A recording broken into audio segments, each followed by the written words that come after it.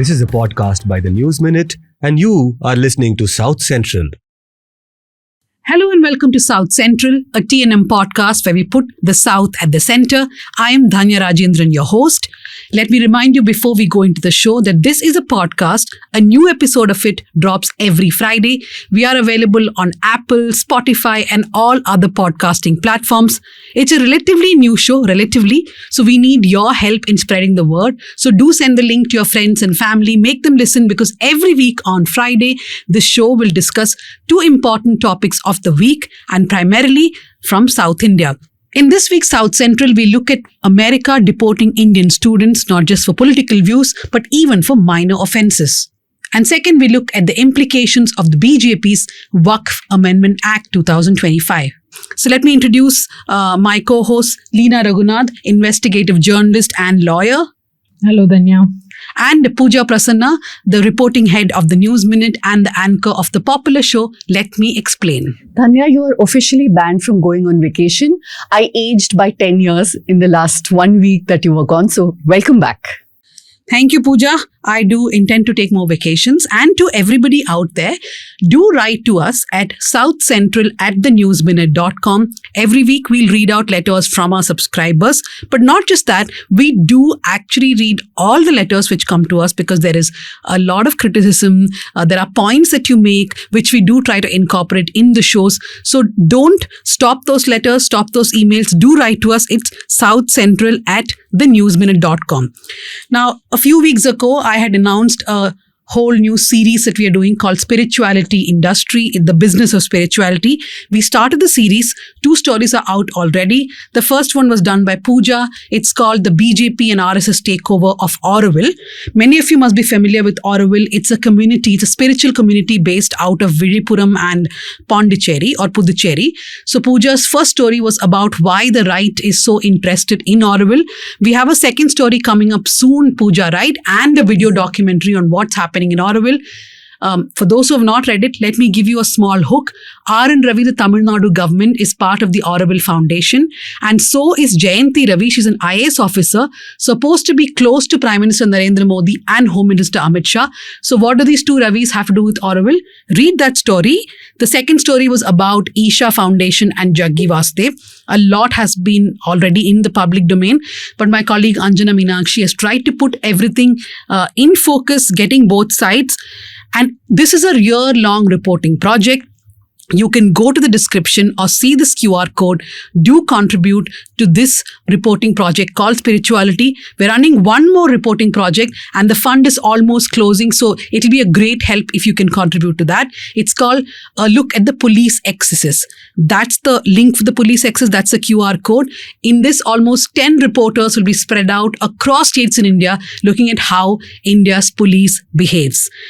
Okay, before we go to the headlines, Pooja, because we're talking about spirituality industry, I have to tell you that we got a legal notice from Kailasa, from Swami Nityananda, and it's only today that I opened it properly and I realized that there's a legal notice for the News Minute and there's a legal notice for me. First, I thought I'll take a printout and show it to South Central audience, and I realized it's 259 pages. So I'm not taking a printout, but I want to read out some of the important things. They've made 13 charges against me. It's listed from A to M, but I want to point out a mistake. They left out H and they repeated M twice, but still it's 13 charges. Okay, so the charges include role of Dhanya Rajendran in the weaponization of the malicious deep fake to destroy the life of Ma Nityananda Mai Swami. This is the old video of Nityananda they're talking about. How the Dhanya conspired to frame holiness and cause denial of his bail. Then there is an entire section, like hundreds of pages, about background of Dhanya Rajendran and her complicity in multiple crimes against Nityananda Mai Swami, Kailasa, and against Nityananda. Anyway, what I'm most interested in is that it says that there's a future compliance list for me, which includes maintain balanced coverage, including right of reply. I want to tell those in Kailasa, I'm very ready. Right of reply. I'm ready to reach out to Nityananda and get his reaction. Please tell me where Kailasa is, whether it's in Bolivia or it's in Kailasa or Ecuador or wherever it is. I'm ready to come, take his reaction for right of reply. For me, the two takeaways from this was their love for you continues. For those who are not aware, Dhanya was the first person to interview Nityananda when he was on the run, quote unquote. So the love that they have for you, the special place continues. And second point, if you want to sue her, please make it an easy number, because all of us had to sit and count the numbers and figure out how much you're suing her for. So please make it easy for her. Yeah. And on that note, our first guest for the day is joining us. It's Suhasini Haidar, the diplomatic affairs editor of The Hindu, who also has a popular YouTube show called Worldview with Suhasini Haidar. Welcome, Suhasini, to South Central. Thanks so much. Thanks, Dhanya, for having me on. So first, Suhasini, we are going to just read out the headlines. Pooja will look at the headlines of South India first, and then we will go to our first topic. Pooja? Karnataka Home Minister apologizes for controversial remark on sexual assault incident. G. Padmeshwara, who's the Home Minister, on Tuesday apologized for saying it's a big city incident when he was talking about a sexual assault case. He thought he's Shah Rukh Khan and he tried to imitate his Bade Bade Desho Mein dialogue. It backfired on him and how. But he's no stranger to making such irresponsible comments in the past also. In landmark judgment, Supreme Court rules Tamil Nadu governors move to reserve 10 bills for president as illegal. The Supreme Court has observed that any steps taken by the president on the bill were non-est, which means null and void. I learned this today. And it also sets timeliness for governors' decisions under Article 200 on bills passed by the Assembly. This is a big breakthrough, right? Dhanya, the impasse that was going on. This comes as a big relief to all the states ruled by opposition parties, and especially because they all have this going on with the governors with bills lying in pending. I think so they all have welcomed, including Kerala, sees that this will pave way for some relief to them too. Yeah, I mean, like I always say, as Anna said, why does a goat need a beard? Just like that, why does a state need a governor? Just abolish the whole post. And I'm hoping that R.N. Ravi may perhaps now think of resigning, considering the court has called his actions illegal. But given the track record of this government and everyone connected with it, I have no such hopes. Yeah. Andhra Pradesh achieved second highest growth rate in India. It recorded an economic growth rate of 8.21% for the year of 24-25, and this is the second highest after Tamil Nadu's 9.69%. Good news for Andhra, a state that really needs some investment, but I do hope this trickles down and translates into jobs for people who are still coming to Hyderabad looking for jobs. So, speaking of Hyderabad, Diya Mirza refutes sharing fake AI content for Kancha Gachibowli protests after Chief Minister Revant Reddy's claims. Revant Reddy went after Diya Mirza, John Abraham and other people who are supporting the HCU students. Revant Reddy is on some trip of his own. That's a separate conversation. But I like Diya Mirza, but I was amused that only when it happens in opposition ruled states, right? Like Kerala Elephant and this is when all these celebrities wake up. Is there no encouragement? No, I think that will be a bit unfair. There are things in which all of them have lent their voice.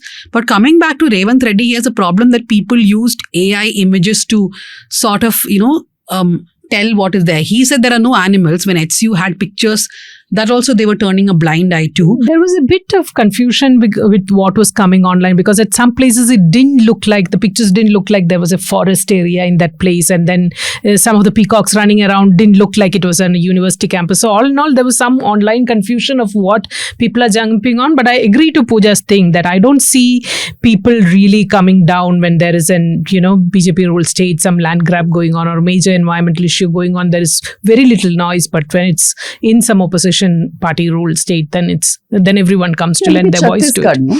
They're clearing land by hundreds of acres for Adani, but I guess that's okay because it's not a metropolitan city. And Suhasini, since you are sitting in Delhi, did you see some of these visuals and you thought, did you have a problem in figuring out what was AI and what was not? Well, actually, when we were looking at the visuals, nobody really thought that they could be AI. And that's probably the most worrying part about it, is that we don't yet consider AI to be used, especially on news stories. But yeah, the images definitely made a big impact in Delhi. And, there have been so many different campaigns, including the Greater Nicobar Islands and other areas. It does seem as if it's part of a pattern of governments just saying development above all else. And because Suhasini mentioned Nicobar, we had a fully a funded project by our audience where two of our journalists went to Andaman Nicobar. Bhuvan, of course, the producer of South Central, and Rishika. Rishika's first story is out. It's a very important investigation where she looks at how the administration does not even have maps where the tribal communities like the Shompens and the Nicobaris are living. So when you're going to create this great Nicobar project, you actually don't know who you're displacing and where they're living. Do read that story. It's on the News Minute site. Can't even get drinking water during Ramzan. BJP leader K. Surendran targets Malappuram. He said that some schools in Malappuram do not provide midday meals during the month of Ramzan. Our in-house two Malayalis, is this true? Malappuram is in news. It was not just Surendran. Actually, the SNDP chairman Vellapalli Nadeshan first said that Malappuram is like a separate nation. Then Surendran comes in. So there's been a lot of targeting of Malappuram, which is a district which has a high Muslim population. There is no water. I would have believed Surendran if he put out a list saying, okay, these schools, the midday meals were not supplied. But unless and until he's going to give me that kind of a proof, I won't take any of these statements at value. Yes, it is quite difficult when you not just, I was in Wayanad last week, even traveling anywhere through Kerala during the Ramzan season, because most of these hotels and business enterprises are Muslim owned. They don't cook food during this season in the mornings. They only operate late in the evenings. So it's very difficult. It was very difficult for me to find a place to have my lunch. So that is a reality for, and because Malappuram is going to a Muslim majority area, of course for BJP people it will look like some fascist state only, that they have no idea what fascist state is. Surendran was blaming that too on Malappuram.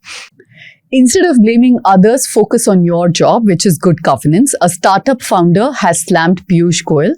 I'm sure most of our audience would have watched that outburst of Piyush Goyal. He just went on a rant and he called startup founders as shopkeepers, and he had a problem that they're innovating in ice creams and all of that, and why not investing in deep tech? China is doing deep fake in AI. You guys are just selling ice cream and garments.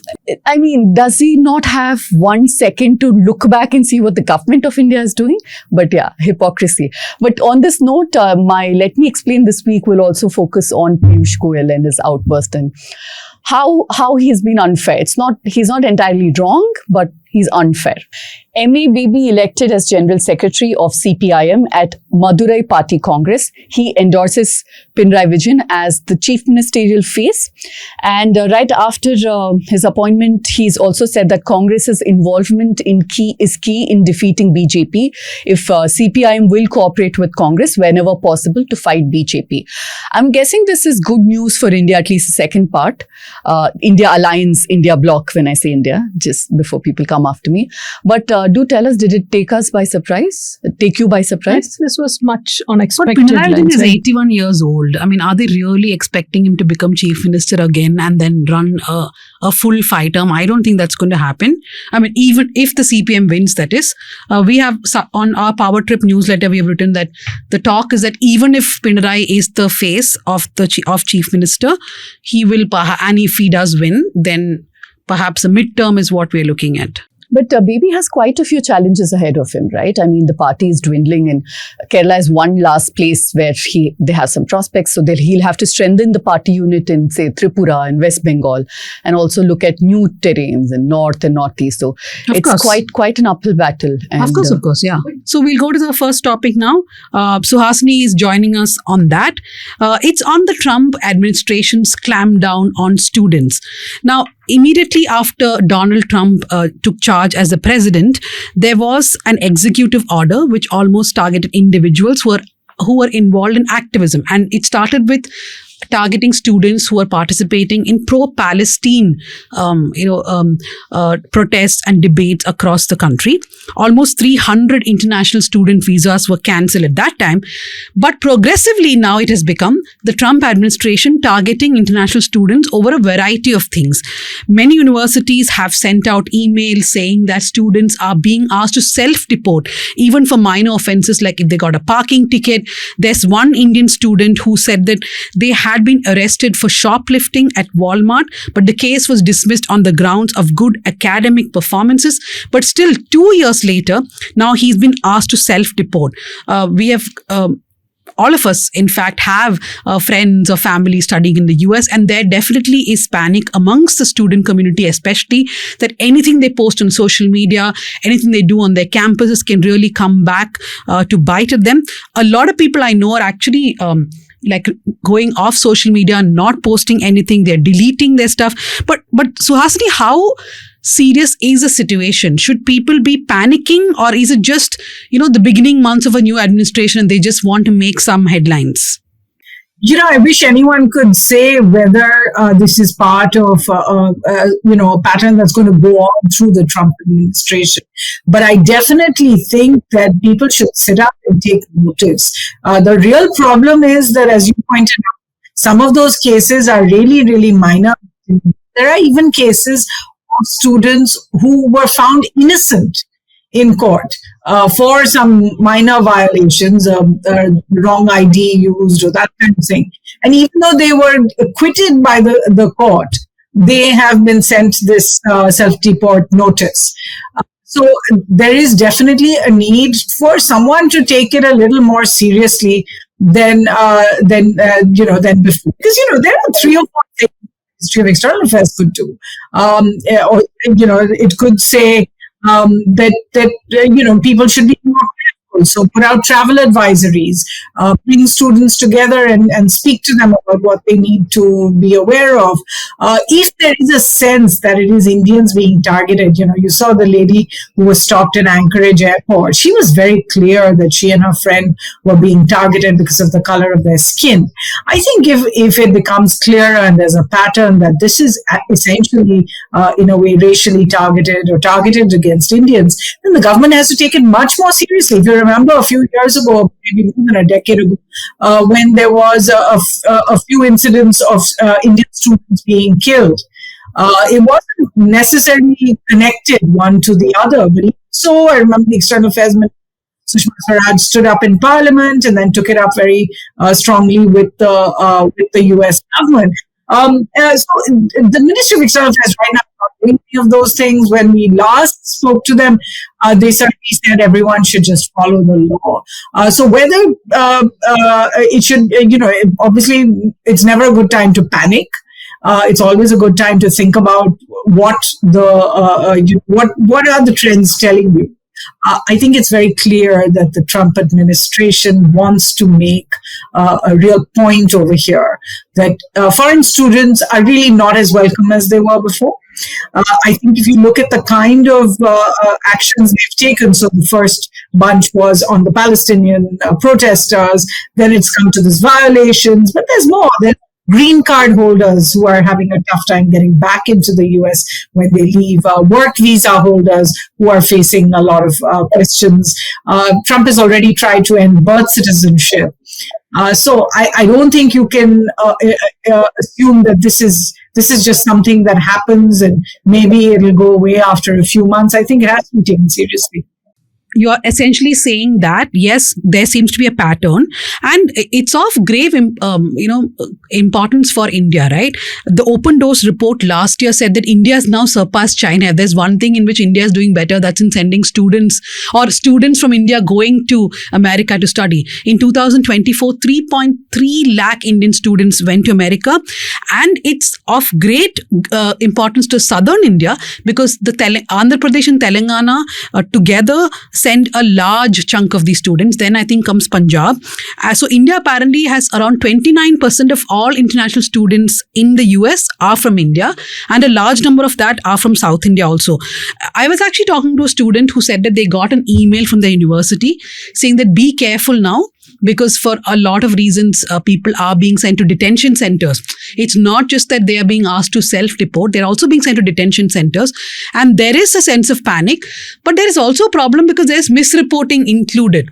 Like some of the reporting is also inducing panic because things are being exaggerated. Some of the bills are being exaggerated. But Dhanya, I hear that there is a fear campaign by the government itself, right? The Homeland Security has placed ads on television channels saying you either self-deport or you'll be hunted down. Look at the kind of language that's being used. But as far as universities are concerned, it is we can see parallels to what's happening in India, where there's an ideological overreach, right? Because who are the students who are being asked to self-deport or are being deported? They're people who've participated in anti-Israel or pro-Palestine, protests. Universities like Harvard and Columbia are being told that if you don't fall in line, your funding might be curtailed, we'll put pressure on your donors and things like that. So this is a unprecedented kind of, I'm sure it's happened in the past. Even in Biden time, we did see some amount of crackdown. But this kind of systemic crackdown is very, very scary for a country that calls itself, the place for free speech and what have you.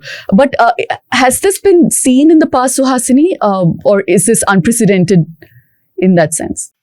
I think in the recent past, there's no question that year on year, as you pointed out, whether it's a Biden administration, you go back all the way to Obama and Bush, there's always been a sense that immigration is no longer seen as positively as perhaps the US saw it in the 50s and the 60s when they brought doctors in large numbers over to the US, or in the 70s and 80s when engineers were brought in large numbers.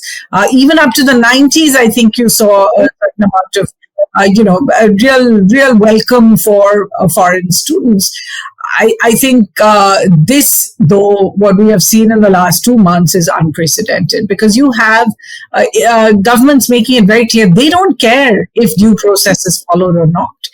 The way that they handcuffed and sent Indians included, but people to different countries around the world on military planes, which is completely unprecedented. That's never happened before. The idea of sending them on a military plane is a country really will not stop that plane or risk, taking on the U.S. military. So the idea that the U.S. government now is essentially saying we don't care what's right and wrong. They deported somebody to Venezuela, which turned out to be wrong. A single father, I think he was, and his son left behind. You've had cases, an Indian student who has been deported or taken away for deportation until the court stepped in, who's married to an American citizen, and as it turned out, kept saying, I don't actually take part in the protests. It's my father-in-law who has a connection, who's Palestinian. And because his wife was American, they couldn't actually. So the first thing I think that we have to notice is that the government itself does not seem to really be caring about due process over there. The truth is, I'm a bit surprised by our government's response. In the past, Indian students, Indians living abroad, NRIs have always been given so much, space, public space, especially by this government, always saying, we're there for you, we'll take care of you. In this particular case, we've seen just 2 months of silence when the deportations happened. And we actually saw people being handcuffed, and the pictures of people being handcuffed were actually being carried, were being put out by officials of the Department of Homeland Security. And the government remained silent until it became a parliament issue. And then the clarifications they gave turned out to be wrong. They said women and children had not been shackled. They had not been handcuffed. And it turned out they were. And now I think the government has just gone into a kind of complete silent mode. As hundreds of foreign students have been getting these self-deportation notices as well. Yes, by the numbers that the Indian government has presented in the parliament, the deportations in the last few years from 2009 to 2024, there were close to 15,000 Indian nationals who has been deported by the US. But what is new and what is unprecedented, as Suhasini has put it here, is the way that they have been deported on military base, shackled, and some of them complain that their religious turbans and all were asked to be removed, and what is becoming very exaggerated. It's not, I think, just exaggerated reports, but the stories are really horrific. What we get out of what they call the ICE centers or the detention centers that they have. There are reports of in New York itself, a mother and her third grade students, her 3 kids who were third grade students, being just picked up randomly, where they are living in the New York for 15 years, running a pet farm or something like that there. And they were just picked up one day, and the whole school rallied behind. And then after weeks of spending in the detention center, they were finally released. They were just following the law and, taking the dates and appearing for the immigration hearings and all of that. And there is even the Venezuelan photojournalist, very strong photo documentation of all the Venezuelan deportees who were shackled and then sent to Venezuela, and what happened to them there. And he says, in front of him, while he were photographing, they just aged over years in the way that they were treated by the Venezuelan government too when they were deported back. So there are stories after stories. There is recently a story that has come out of a comic graphic artist from UK, who was traveling through US to go to Canada, where she was again deported. And she said, I just want to fly back to my country. But then they put her in the ICE center, and there she has seen what happens to all the other ICE detainees, where they are not even able to make calls to report back to their people, or they're not able to get the kind of diplomatic support that they need inside. So a European country itself is not able to get the kind of diplomatic support to get its detainee out of the prison. So she got a lot of attention, public attention.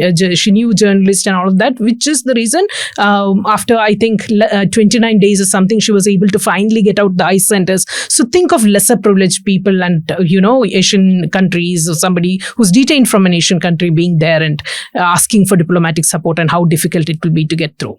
No, so I want to just point out a difference that, of course, what Suhasini was talking about, and you also spoke about the people being shackled and sent back. Those are who are called non-documented or illegal immigrants. And now we are seeing a new set of people who are either being asked to self-deport on political activism, or the fact that they had minor offenses. One of my friends, she had their visa cancelled and the only thing that the family can figure out now is that this young man was sharing Facebook posts of his aunt, who is political in nature, not anything by himself. So people are not able to understand what is going on.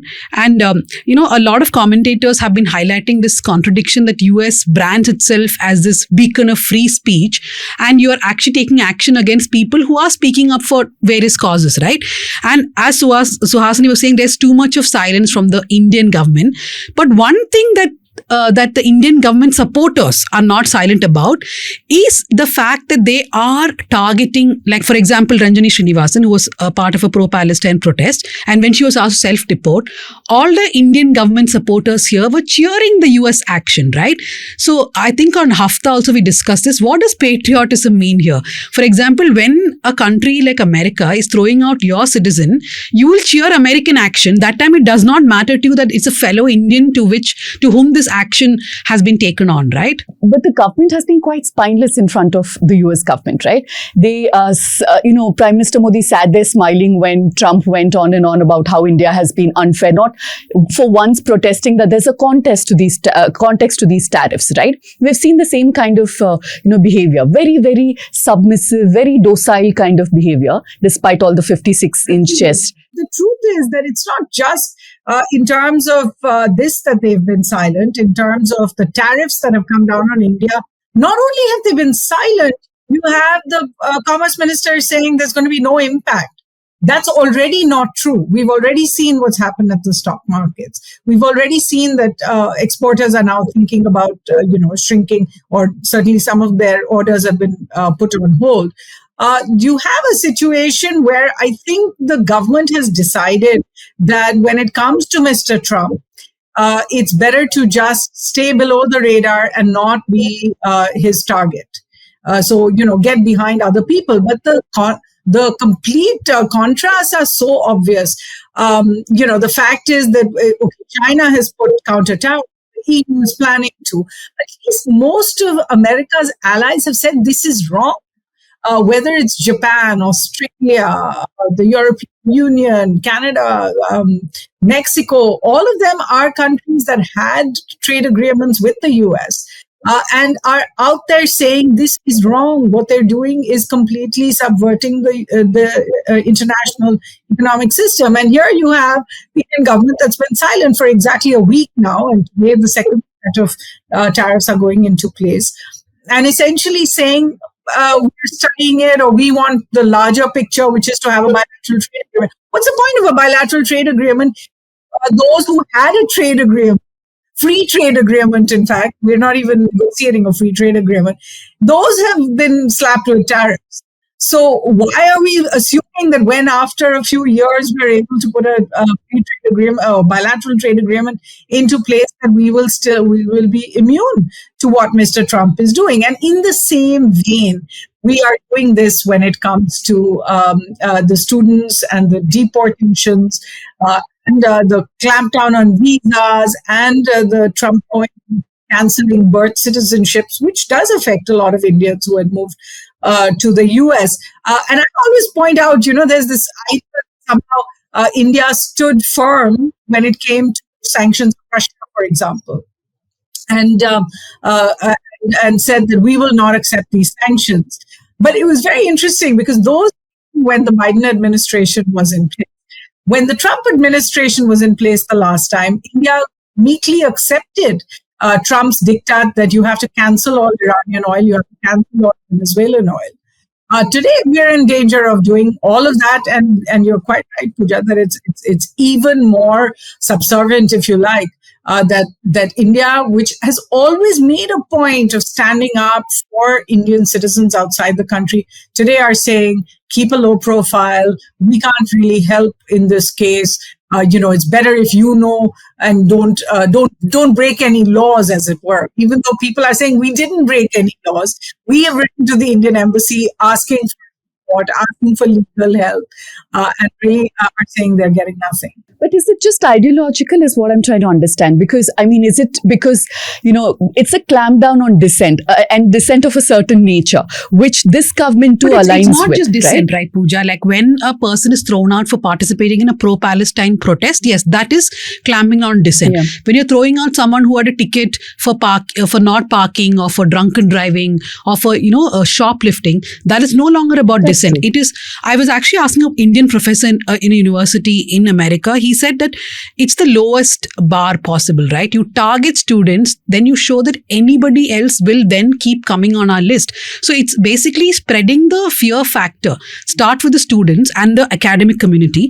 But I wonder how sustainable, Suhasini, is it for the US?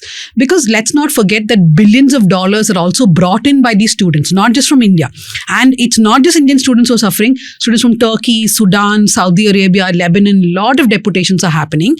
And as you were saying, even from European countries. So at some point of time, it's not also going to be very sustainable because you are talking about, the brains from all these countries going there, studying and also contributing to that economy, right? So at some point, the realization will come for the US that this is not sustainable. No, I was just saying that it's not just about the money. It's about the loss of soft power. I've written a piece at The Hindu, and you can just Google it on the 5 ways in which the Trump administration is whittling down U.S. power, whether it is the treatment of U.S. allies, whether it is the shutting down of U.S. aid, whether it's the shutting down the tariffs and the trade and what they're doing, whether it's on immigration or whether it's on the students. Essentially, what you're seeing is the U.S. is losing its image in the world. And I think they should worry about that because, even in the recent past, China went through this wolf warriorship, really getting very aggressive. The Belt and Road Initiative, unilaterally, ran down countries. And that didn't work very well for them in the long term. So my own sense is that you're right. At some point, the US will see the difference. But actually what they're doing is essentially cutting US power. Tomorrow, when they go out there and say the US is open for business, who's going to trust that? When they say the US is opening its doors for students from around the world, are you really going to want your children to go there with the worry that they could be deported or worse, as you said, sent to a detention camp? When they say, USAID now has been fixed and now they're going to come and put money into your country, who's going to let them in after the Trump administration has said they were involved in regime change operations and all the rest of that? So, I agree with you. I think there will be at some point the reckoning. How long that takes is the question. But do they really care? Because already the tariffs have hit Americans in some places. It started. But I feel, again, I look inwards, I look at what's happening in India for reference. Modi's fan base, his voter base doesn't care about the economic impact of his bad policy, bad governance on their own lives even, right? So is that what we'll see pan out in the US as well? And as we know, they're cheering anybody else Right. who is clamping down on their own citizens. Exactly. But I was thinking maybe Modi ji really wants his American I visa. love how you say Modi ji. Yeah. No, he wants his American visa intact, which is also another reason why perhaps. No, they will always get the American visa so long as he is Prime Minister of India. They've made that clear that the visa ban was on him when he was not Prime Minister of India, and if he goes back to not being the Prime Minister, that visa ban would come into effect unless they revoke it. But the State Department made that. But really, I mean, the question you're asking about, do they care? Because, voters will vote anyway. Fact is, they do have term limits. I don't know if Mr. Trump is going to be able to change anything over there. The fact is that within 4 years, you'll see another election in the United States.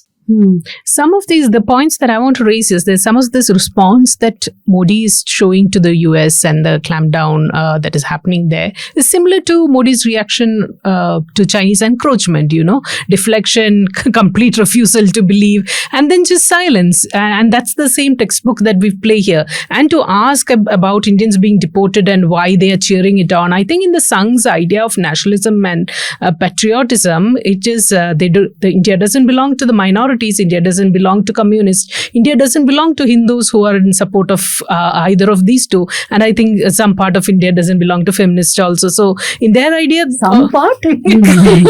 South Central, definitely. No. So all this fits into this complete, idea of what India and what they do. Textbook Modi. But Suhasini, isn't there such a mismatch between what we see, the kind of personality we see of Mr. Modi in speeches in parliament, right? This bravado. But the minute when it comes to implementation of that foreign policy, consistently barring maybe, like you said, taking Russian oil, not budging from that decision, you can actually count on one hand where they've kind of pushed back. Rest of it has been extremely meek, isn't it? Well, I wouldn't, it's hard to broad brush. There's no question that after the first few years of real bluster, what we have seen is the government has moved back to its more non-aligned positions, no longer talking about being as tough as they used to, and saving the toughness for the countries where essentially they can. Pakistan, Bangladesh, the neighborhood, the tough stance on Sri Lanka at one point, Maldives at another point, Nepal, the blockade. So what we're essentially seeing is it's a little bit more of getting tough with those you can get away with. The boycott Maldives, for example, campaign. But the moment somebody pushes back, that's when a government is really tested. In the Maldives, for example, when the government pushed back and said, no, you have to take your soldiers back, those Indian men in uniform who had been in the Maldives since, I think, 2012 were taken back. So it's a little more about who you can perhaps quote unquote bully and who is bullying you at that time. And this is around the world. This is not just for the Indian government. If you give in to someone who is bullying you, it is often played as pragmatism. And if you bully someone who is weaker than you, in a sense, it is seen as this is my strength is coming, I'm now a much stronger country.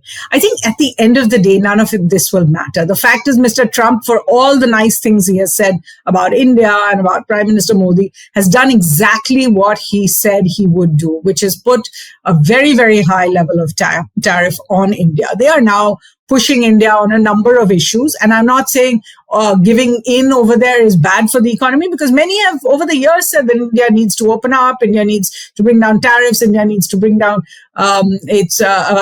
give more market access. But essentially now this is being done more or less at the barrel of a negotiating gun.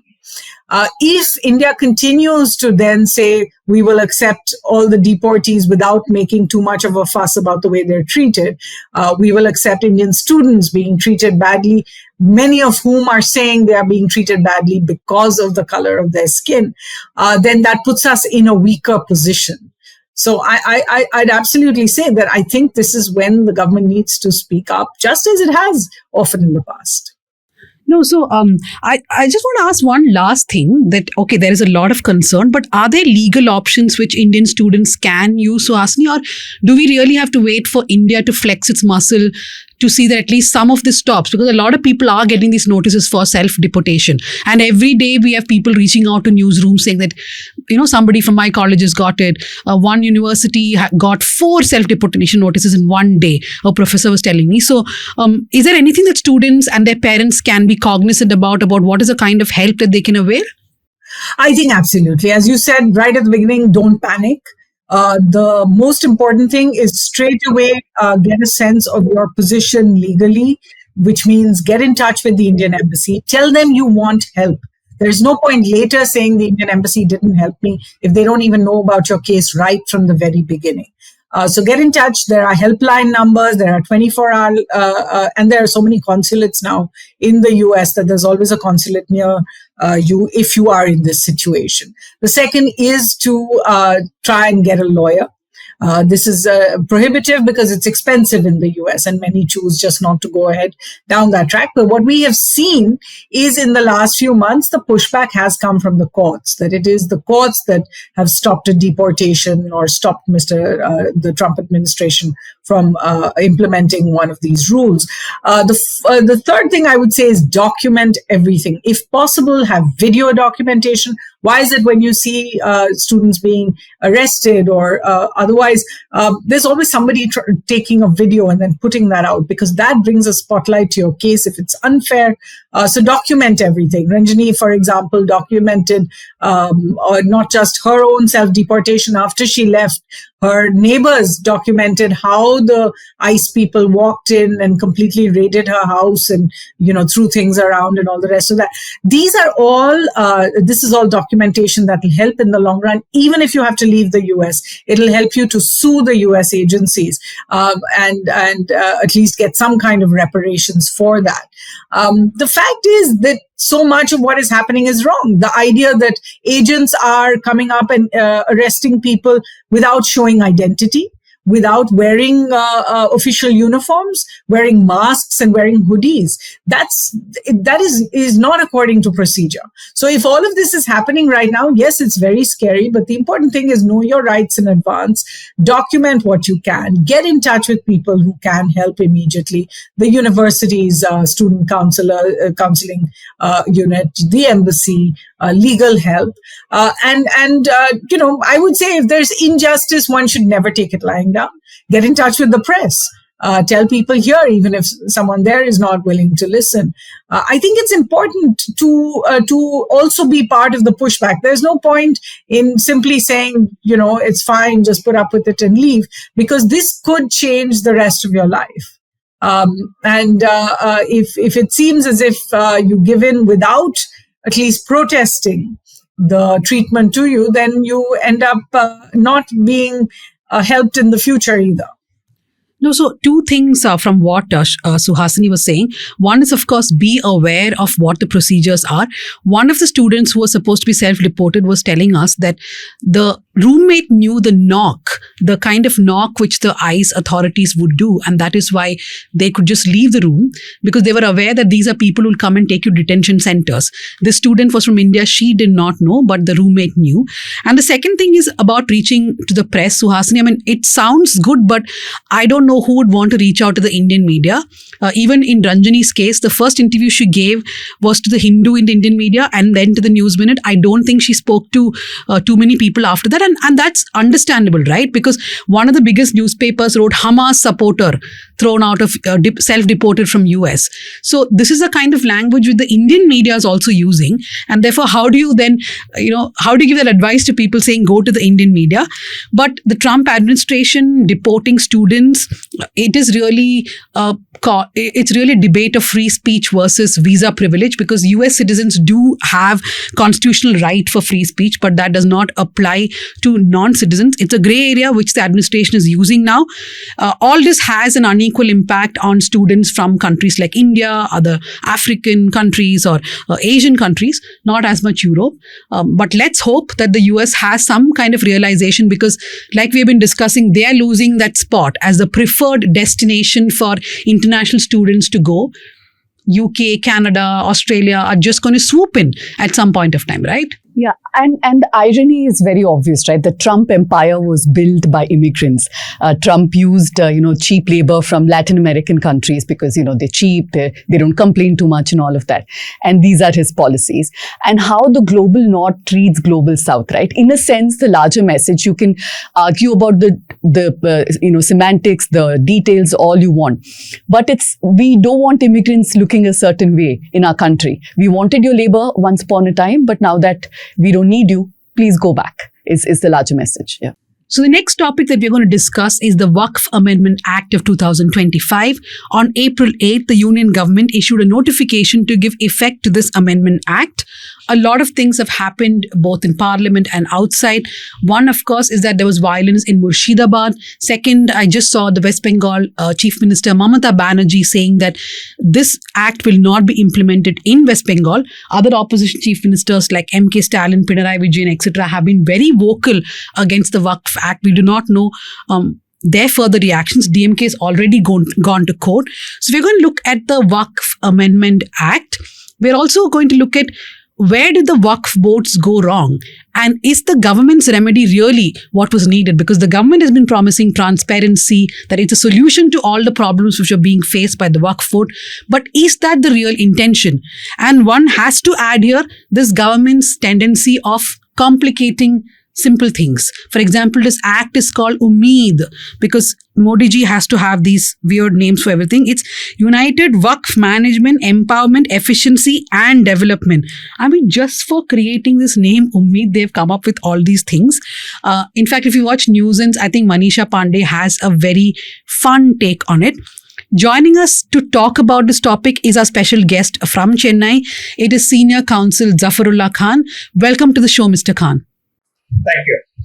So I'll quickly, if you can just sum up your initial thoughts on the amendment itself, because it has been camouflaged as something which the government is bringing to make sure that Waqf properties are taken care of properly and that there is accountability and transparency. The Waqf, like any other institution, has its own share of flaws.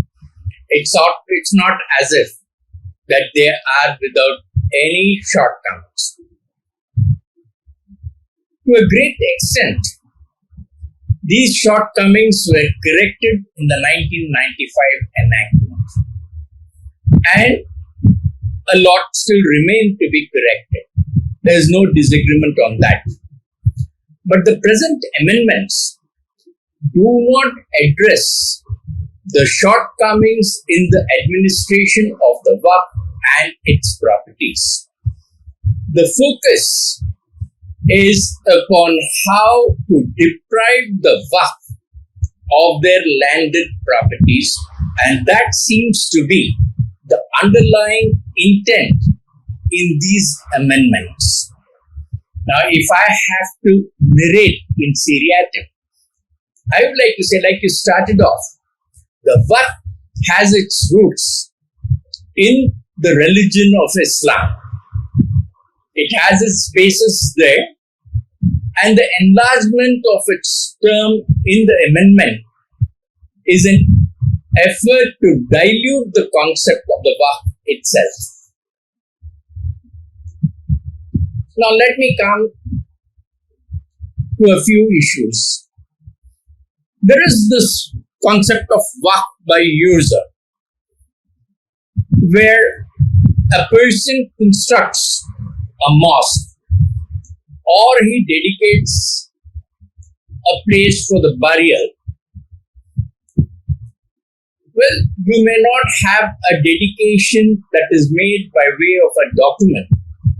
But since the place is being used for the purpose of religion and the practice of religion, like namaz, and for the purposes of burying the dead of the Muslim community, these are called waqf by users.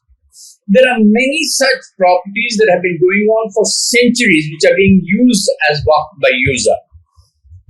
And like many properties which do not have proper documentation, these records are also not well maintained.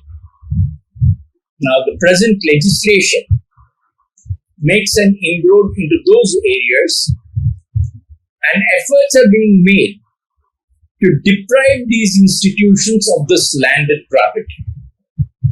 Now, that is something which is a matter of concern.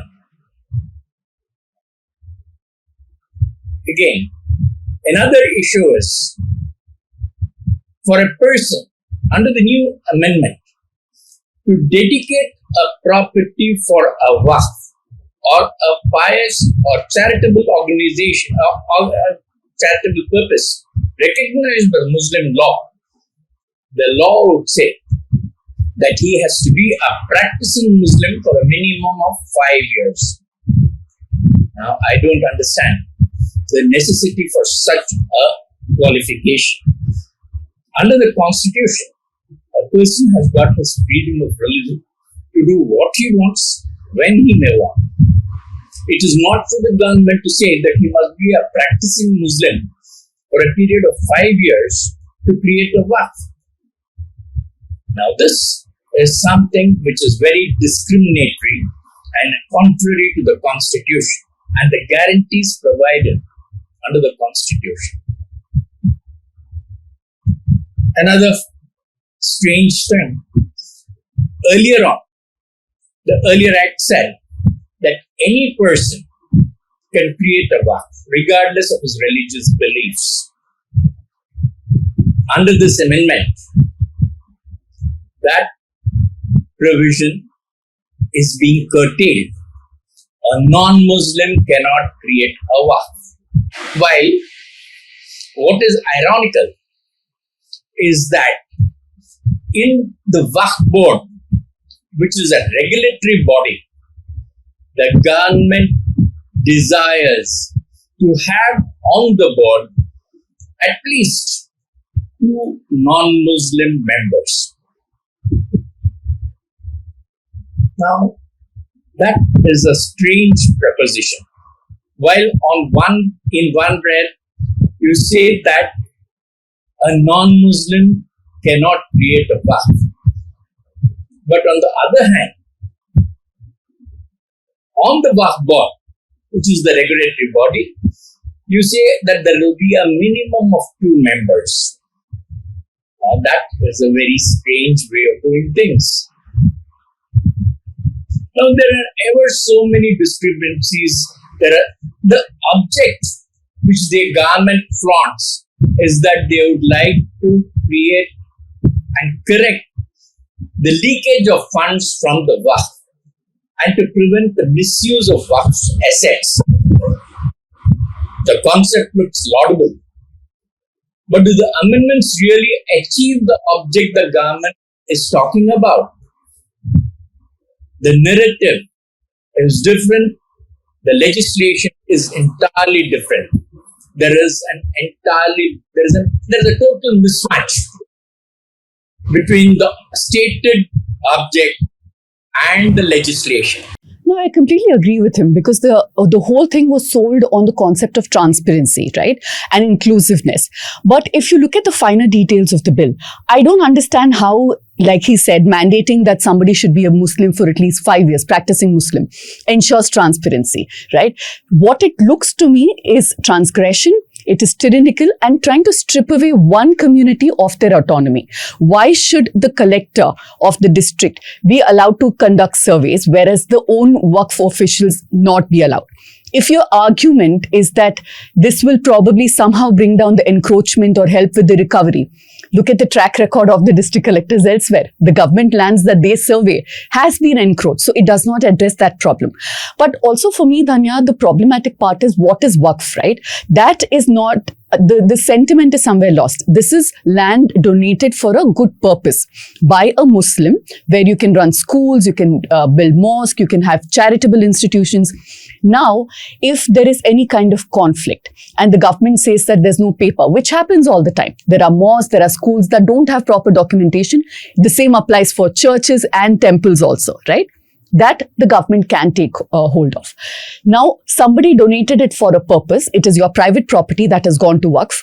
The government will get its hands on it. There is a larger scheme, the way I'm looking at it, and the numbers speak for themselves. After railways and the army, Waqf has the highest land holding in the country. Today, around 8.7 lakh Waqf properties are under Waqf, and the total worth of that is 1.2 lakh crores. That is what gives a lot of also, strength to the community to push back in many ways. And that's what the government is also looking at. So I think the only good part was that there was a good debate in the parliament. I went back and listened to most of the speeches. At least everyone came well prepared from both sides. That's the only thing happened. In fact, Kapil Sibal took on this point which you just said, right? This whole thing that Waqf is a third largest owner of land. Kapil Sibal said that if you look at just 3 southern states in India, the amount of land which is owned by private temple trusts and foundations itself is so huge. So if you take the whole of India, yes, temples also have a lot of land, though it's under private foundations. Now, a couple of points. One, for those who are listening from South India, you would know about this story which was covered by everybody about a village in Tamil Nadu where the entire area was announced as Waqf by the Waqf board. There's a lot of controversy around it. All news channels have descended there. In fact, this was taken up by the BJP multiple times as a precursor to why the Waqf Act should come. So I was reading the Joint Parliamentary Committee report. The JPC report clearly says that the minister cited the example of Tamil Nadu where a whole village was allegedly declared as Waqf. It must be noted, the JPC found that a specific parcel of land in the village was recorded as Waqf land in the Gazette since 1954. Further, there was adequate evidence in the form of copper plates to show that the land was endowed under Waqf law. Nonetheless, the state government had permitted conveyancing of land in this village, and the state Waqf did not contest this order. So a lot of small things had been blown out of proportion to ensure that this act goes through. Here I want to ask you 2 things, Mr. Khan. First, you spoke about the Waqf by user, right? Now, Waqf by user is one of the elements that has been used for many years to create fear that anybody who's from the Waqf can just walk into your property and say that this is also Waqf property and they can take it up. The second thing is, why do you think they had this clause inserted that a person has to be a Muslim for 5 years for them to give any land to the Waqf board? Why do you think this clause was inserted? Can I first make a little correction? I would appreciate if you can make a distinction between the Waqf and the Waqf board. The Waqf is an institution where a person dedicates the property to the Almighty. Now that is the creation of a Waqf. The Waqf board is a regulatory body. The Waqf board does not own the property. It only has a right of general superintendence over the Waqf and the administration of the Waqf. The properties vest in the Waqf. So I'd appreciate if this distinction can be seen. Now coming to your next question. Why has the government chosen to do what it has done? I think the reason is very obvious. Every community has this property, be it the temple property or the as a buffer to promote the well-being of the community. Now, if you're going to strip the community of its asset, you're going to leave them more deprived than what they really are. And that is the intent behind this amendment. As it is, the Muslim community is way down other communities. The Sachar committee report states that. And in that kind of a scenario, if you are going to deprive the community even of the Waqf assets that are there, that could be used as a buffer for their economic development, what are you planning to do? I don't think you need great imagination. I think some of these incidents, they will have to draw parallels with how the narrative is also being built, right? Overall, everywhere that you see, we see that it is the third largest landholder, the whole of the Waqf board that we talk about. But again, we don't look at my pronunciation of Waqf is going to be a bit of a problem here. I have a sort of a Malayali pronunciation where I call it Waqf. But yeah, going back to the serious issue, again, nowhere does it say, like, if you take the whole of land that Hindu or religious organization hold it, I'm pretty sure that it's going to be even bigger. But the way that a Waqf land, I'm trying to correct myself. I hope by the end of this I get the pronunciation right. But the biggest thing is that the encroachment of these properties, right? That people are gifting to God, and there is no way that you can take those properties back. And if we look at it, there are so many important properties that now are hosted on the Waqf land, which is ITC Windsor Hotel in Bangalore. There is a Kolkata's Toliganj Club, Royal Calcutta Golf Club, like big institutions that are now on these lands that are actually gifted to God. And another point that I want to make is like this question of why does someone have to be Muslim for 5 years? What is this going to? If you remember the religious conversion bill, that again, brought in that if you want to convert to another religion, you have to notify the government and you have to give the government. Now, this is my thing between the God. It is between me and God, and you all have under the Indian Constitution a right to practice the faith, the right to choose the God that you want to. So if today I want to make a conversion, why does the state has to get in between it, right? So these kind of things that encroaches on the constitutional rights of citizens, and somehow the Hindu majority thinks that, oh, this is not going to affect us. This is about somebody taking else something that belongs to us rightfully. The other clause also, where non-Muslims can be in charge of Muslim trust now, and a non-Muslim can be even the CEO of the Waqf board. That is also so hypocritical, isn't it? Because I remember many years ago in coastal Karnataka, in Dakshina Kannada, there was a DC who was a Muslim, who happened to be Muslim. And one of the temples that come under Mujrai, which is a state government, run department, they had, this was a temple which state was giving money to, and his name was on the invitation card of one of the festivals of the temple. There was a huge protest against it by right-wing organizations. They said, this is a Hindu temple. How can a Muslim DC's name be on the invitation card? It had to be dropped eventually. It was Congress that was in power. They still had to drop it. Or was it BJP? I'm not sure. This issue also happens in the Devaswam boards in Kerala. When Communist Party members find seats in it, they are like, what are atheists doing on a Devaswam board? Exactly. So these kind of issues keep boiling. I think if you're talking about hypocrisy, there's a lot to talk about, right? As many member of parliaments were pointing out, BJP is a party without a single Muslim MP. In fact, the Congress kept asking that you do not have a single Muslim MP to even introduce the bill. This is a party which did not give a seat to a Muslim. And this is a party which has stood and watched when Muslims' homes are demolished, when there are hate speeches made against Muslims, and you want the community to suddenly believe that you want to protect their lands, you want transparency in the system. That is why you brought the Waqf Act. That is hypocritical, and nobody's going to buy that argument. But Dhanya, just to your point, I don't know if this government even cares if the community trusts them even. This is, I feel, kind of flexing of their power. We have majority, we have the numbers, we'll do what we want. And there's not a damn thing you can do. We'll come after your livelihood, we'll come after your property, your assets. So, you can't even do charity within your own community. But here's the issue, like across state boards, these Waqf properties have been encroached, 50% in Mumbai, close to 75% in Andhra. So this is the story across state boards, right? That's something I want to ask Mr. Khan. The Waqf, you did start by saying that there is a problem in how Waqf boards have been managed. to correct myself. So we have seen in Telangana, for example, the High Court really coming down on the Waqf board and asking why is 75% of Waqf land encroach? And the number is quite high for other states too. 81% in Karnataka. Yeah. So what is the explanation that it has been mismanaged all these years, Mr. Khan? The Muslim community is not made up of saints.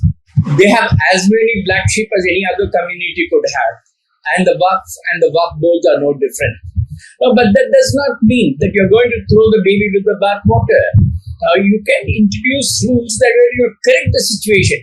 Now, if that was the intent of the government, that they are going to recover the Waqf properties of people who have encroached, there was no necessity for the government to delete the section 107 under the previous act, which did not have the law of limitation applying to Waqf properties. In 1995, a provision was introduced into the Waqf Act where the limitation act was kept out for Waqf properties. You could come in at any point in time when you realize that this particular property belonged to the Waqf, and you could go to the court to recover these properties. Now the government has deleted that provision. The sincerity of the government, if I may say so, is very visible in that deletion. There is no sincerity, and that is not the object. Now, you may have encroachers, and because Limitation Act applies, the encroacher could come well and say that I have been here for donkey's years, and you cannot remove me from this place. And that is the pathway the government have made for encroachers. In one breath, they say they want to protect the Waqf property from encroachers. In the same breath, they delete a provision by which encroachers can be removed. Now, where is the truth in the government's stand? So I had a question. So what, in your opinion, I think we've all kind of come to a consensus that the current way that the government is looking at addressing issues of encroachment is flawed. But what, in your opinion, is the right way? Because a 2013 amendment had added jail time for grabbing Waqf land. And it had also stopped the board from selling it. So this was one attempt, but even after that, the encroachment continued. What would you say is a remedy? I would like to add one more point to that. Most of these Waqf lands, the title itself, because it was, the communities have donated land. It's not an individual person donating. So all of this, the title of the land holding itself is going to be a big contested place compared to these lands. So if you're looking at the original title and how and when it was transferred as a Waqf land itself, I think there is a lot of litigation history that's going to come into play there too. It is going to be a mammoth problem, and I don't know whether the records will be available for people to go into. See, if you will please see, there is a provision, section 36 of the Waqf Act, which talks about the creation of a pro forma. The 1954 Act also had a similar provision where the board would have a pro forma identifying the property that belongs to the Waqf, giving it along with the survey numbers and the extents. Under the new enactment, the amendment, the government wants to have a complete resurvey of all these properties, not just the extent and the survey numbers, but with its boundaries. Now, how on earth are the Mutawalis who are there capable of trying to locate all those documents and trying to give this government agency the boundaries of their holding? Now, if it is not going to match with whatever the government has in mind, they are not going to register these properties as Waqf properties, and they definitely would go out of their hands. Now, everything is being made impossible for the Waqf to hold its properties which does not have a defined boundary. And if you will please see, earlier on, there used to be a survey commissioner who was an independent person who would survey the Waqfs. And it was only thereafter that you would get included as a Waqf. Today you have a government officer who is expected to play the role. Obviously his loyalties are going to be with the government. It's not going to be with the individual. And the people will have to keep running to the courts to establish that their property is a Waqf property and not that of the government. Everything is being done to make things difficult for the community to protect its property. Mr. Khan, would you then say that the actual fear now is that the government will somehow take away many of these Waqf properties, especially using the excuse that these are encroachments? And finally, because you're a lawyer, lots of cases are being filed in the Supreme Court. Do you believe that there could be some relief which will come from the courts? The courts are the last bastion, and I don't think we can lose hope in the courts. If you lose hope in the courts, there can only be anarchy, and I don't think that's anything that any of us want. So we have to have our faith in courts and hope that they're able to see the purpose of this enactment and deliver justice. As a lawyer, that's what I would suggest. We have to pin our faith in courts. We can't move away from that. And what would you say is the real fear at this moment because the act has been put into force? It is an economic deprivation of the community. That is the agenda. To deprive the community of its resources and thereby make them dependent and second-class citizens. Okay, so both the discussions are over. We'll now go to the letters. And like I said, keep them coming. Write to us at southcentral@thenewsminute.com. Today I'm going to read just 3 of them. The first one is from Dipankar Khasnabish. Dipankar says, being the devil's advocate, I wonder whether the Empuran Rao is well orchestrated. Do you think so? I think partly yes, because without that row, the movie would have tanked maybe because I thought it's a good movie. I haven't watched it myself. I really like the movie, but for a lot of people who are not politically aware enough, who doesn't know, there are so many in Kerala who doesn't know what happened at the Gujarat riots and all that. They won't be they won't be as invested in the movie if it was not for this row. Yeah, so he also says, I can't comment on Malayalam movies, but being a Bengali, I have seen political movies always avoid established actors. A lot runs on them, but they just can't decide on their own.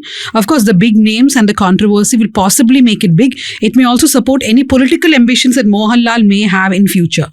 I don't think he has any political ambitions, but yeah. He did have. I mean, as of now. As of now, maybe ambitions. No. Yeah. We don't know if he did. Yeah. I mean, we can't speak for Mohanlal. Fans do not come at us for this now. Yeah.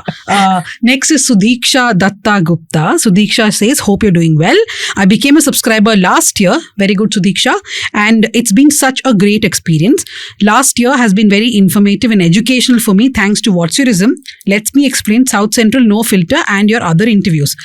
No Filter was a show I did and it died a slow, painful death. But yeah, I've been checking out TNM's older contributions too. She says, now for the criticism.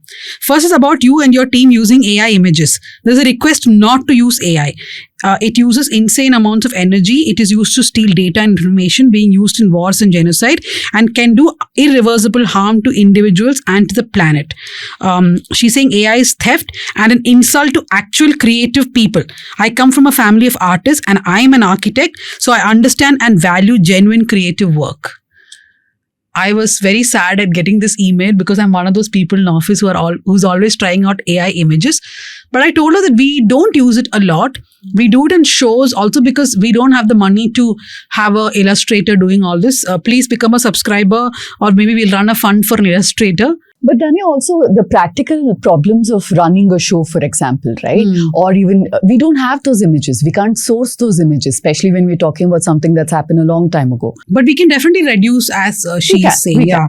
The second is about Yuval Noah Harari's interview. She's saying giving a platform and endorsing the book of an Israeli settler wasn't expected from a progressive organization like yours.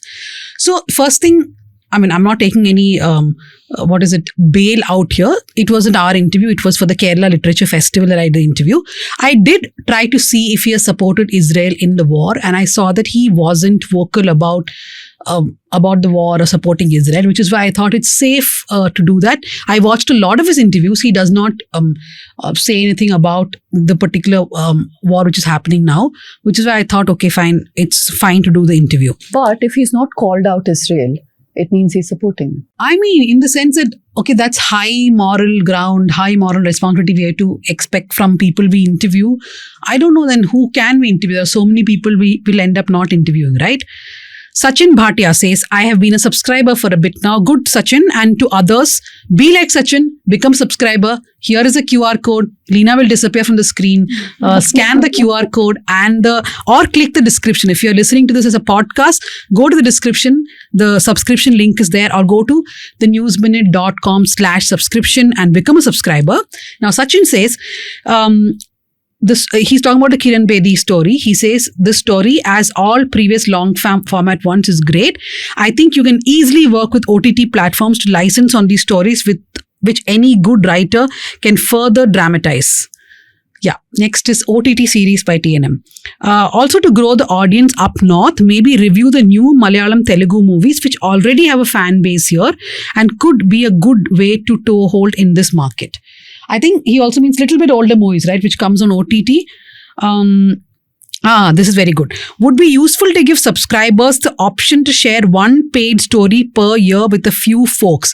Sachin, so if you go to most of the paywall stories, below there will be something called share the story with a friend or family. You just have to give us that person's email ID and we do send that story for free. For example, if you go to our longest long form, which is Nidhi Suresh's story on Dileep and the Kerala actor sexual assault, that form is there down. Kiran Bedi story, that form is there down. You just fill in that email address and that friend or whoever it is can read it for free. So to all subscribers, do that. Go to the paywall story and spread the knowledge, the love, the investigations. Okay, so on to recommendations. This week I have a simple recommendation. It's a series I like on AJ Plus, which is Al Jazeera Plus. It's called Start Here. It's by a journalist called Sandra Gathman. It's just explainer. It's let me explain with jazzy music on international affairs. So if you want to know about why there's a war in Sudan or Congo or stuff like that, you can go and watch it. Pooja is giving me the stares, but the point is Pooja is looking at national stuff, but she looks at international stuff. What is your recommendation? Choose your enemies wisely. Yeah, rightly. Yeah. Yes. I wanted to recommend 3 stories from the US immigration wars. Because we have a time moratorium now. Right. Only so 1 minute. I've discussed these stories while discussing the first major topic. So I'll just give the links below and the stories will be there. Okay. I have 2 quick recommendations. One is the series called The Residents, 8 episodes. Amazing, gripping. When are you watching all this? I am also working, so you cannot fault me on things. I am writing, I am doing shows, but it is very, very good. It keeps you on tenterhooks till the end, so do watch it. And the book I want to recommend is Why I'm an Atheist by Bhagat Singh. 2 reasons why I'm recommending this. One, I felt very ashamed that I don't have half that clarity in life at whatever my age is, I'm not going to tell. He had it 2022. And second is, for all the... He had 20 years, you mean, not 2022. 2010. Mm-hmm. And for all the right, wing supporters who want to appropriate Bhagat Singh, you should read this book. It's titled Why I'm an Atheist, and then maybe you'll change your mind about him. In fact, recently I listened to the Audible podcast platform. I do have that podcast platform. They have a very good audio version of this book. That's also very nice. One of my favorite books. Yeah, there's a very nice audio version.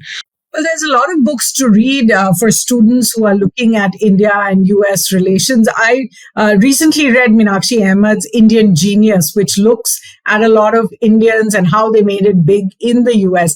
And what really stands out is how the US has welcomed Indians, particularly in waves. So whether it was doctors, whether it was engineers, software first, after that hardware, now AI, there is a sense that, Indians do have a lot to offer when it comes to the US. You might find it a fun book. It's certainly got a lot of fun interviews in it. I can talk about a nice serial I saw a few days back, and that was Adolescence. It was a wonderful serial. One of the very good serials I've seen in recent times. And movies, I think the last good one that I saw was, which was that?